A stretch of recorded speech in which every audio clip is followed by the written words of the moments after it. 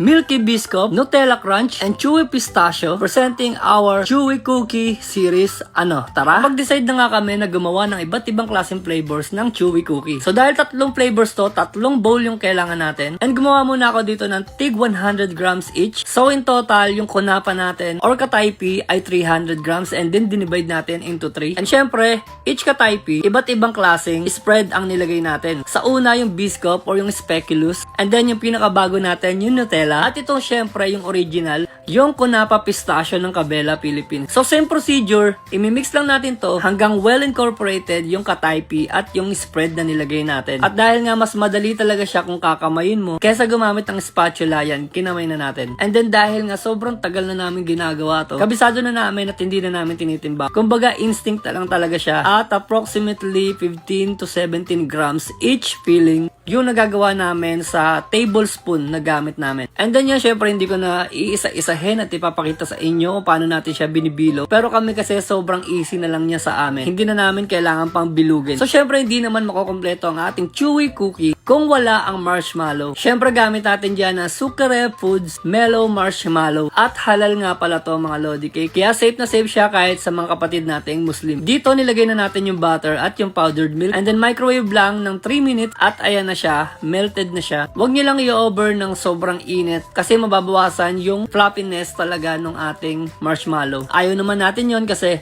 kaunti yung magagawa nyo kapag kaganon. And then, dito sa final natin nilagay yung cocoa powder dahil nga 3 flavors ito. Bali yung dalawa, plain lang siya. Milk powder lang yung nilagay natin sa dalawa. And then yung isa, ito, itong tinitimbang natin, ito lang yung may cocoa powder. Dahil ito yung para sa pistachio, dun sa original chewy cookie. Tinitimbang lang natin to ng 18 to 20 hanggang 21 pwede rin. At alam nyo ba, dun sa isang pack ng marshmallow na yon, nakakagawa kami ng 10 tubs. 10 tubs kung 4 pieces or by 4. And dito naman, by 3 lang yung ginagawa natin. Mas marami tayong magagawa. And then, same procedure lang tulad ng ginagawa natin dati. Babalot lang natin na parang dumplings or parang siomai yung mga filling. And then, dito ako sobrang excited kasi pinalitan natin yung biscuit natin, yung old biscuit natin na cocoa powder yung balot or yung coating into milky biscuit. Looks pa lang talagang matatakam ka na dahil para siyang nakabalot ng snow at puting-puti. And gusto ko lang din paliwanag na ang biscuit ay hindi siya kasing creamy or oily ng Nutella at ng pistachio. Dahil ang biscuit ay hindi naman siya gawa sa nut. Pero hindi naman siya dry pag kinain. So ito na nga exciting part. Yung ating milky biscuit ay dinip na natin sa milk powder. Any brand naman ng milk powder walang problema. Pero kami ang gamit namin dito yung Alaska milk powder, yung kulay red. Alam niyo matagal ko na sanang balak gawin to pero hindi lang talaga ako magkaroon ng